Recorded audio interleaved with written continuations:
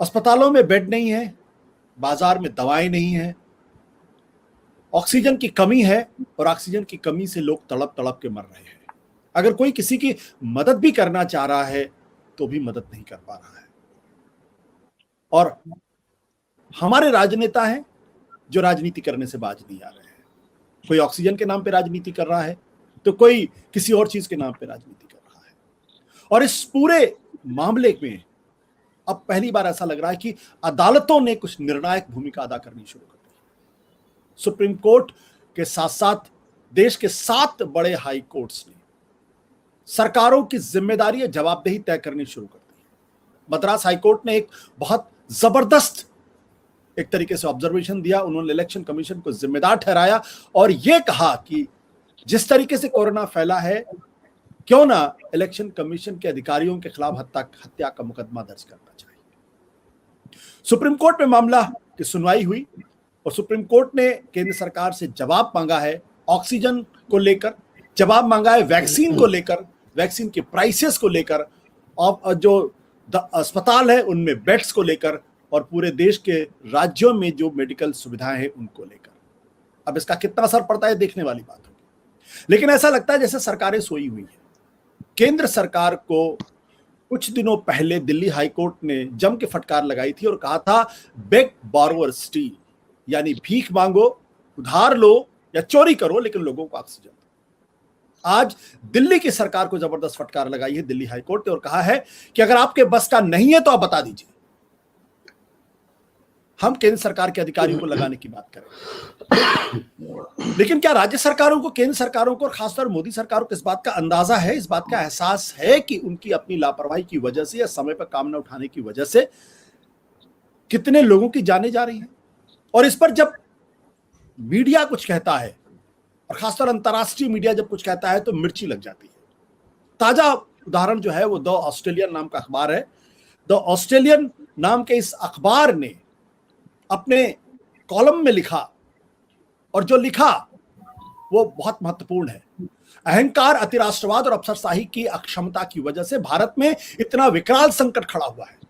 भीड़ पसंद प्रधानमंत्री जहां गदगद है वहीं जनता का गला घुट रहा है।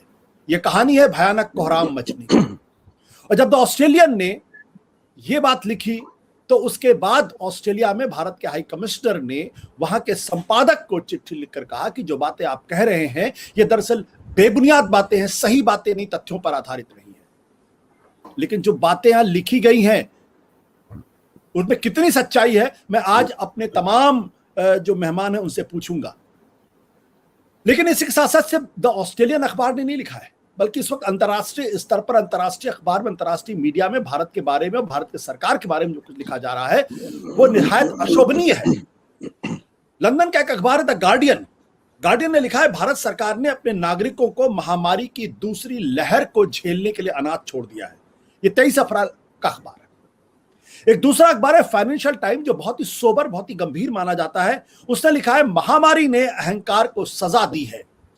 नरेंद्र मोदी दुनिया के पहले नेता नहीं है जिन्हें बहुत देर से कदम उठाने या फिर बहुत जल्दी विजय की घोषणा करने की कीमत चुकानी पड़ रही है। मोदी सरकार ने कुछ बेहद अहम गलतियां की हैं। 26 अप्रैल की बात। द इकोनॉमिस्ट, जिसको दुनिया के सबसे बेहतरीन पत्रिकाओं में गिना जाता है, उसने लिखा सरकार का ध्यान भटकने और आलस की वजह से कोरोना विकराल हुआ है। न्यूयॉर्क टाइम्स ने 27 अप्रैल को लिखा है सरकार साल की शुरुआत में ऐसे बर्ताव कर रही थी जैसे कि कोरोना पर फतह पा ली गई है। वो बड़ी रैलियां कर रही थी और कुंभ जैसे विशाल धार्मिक आयोजन को अनुमति दे रही थी। लंदन का ही द टाइम्स लिखता है भारत की दूसरी कोरोना लहर में लड़खड़ाते नरेंद्र मोदी।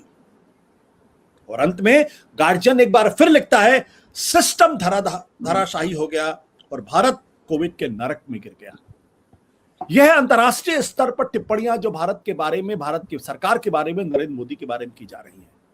जाहिर सी बात है ऐसी टिप्पणियों को सुनने की आदत ना तो नरेंद्र मोदी की है, ना ही देश की सरकार पे है, ना ही भारतीय जनता पार्टी के अंदर। लेकिन दुखद पहलू यह है कि भारत का जो मीडिया है, खासतौर पर टेलीविजन मीडिया है, वो इस बारे में कुछ भी लिखने के लिए तैयार नहीं है और कुछ भी सरकार की जवाबदेही तय करने के लिए तैयार नहीं है।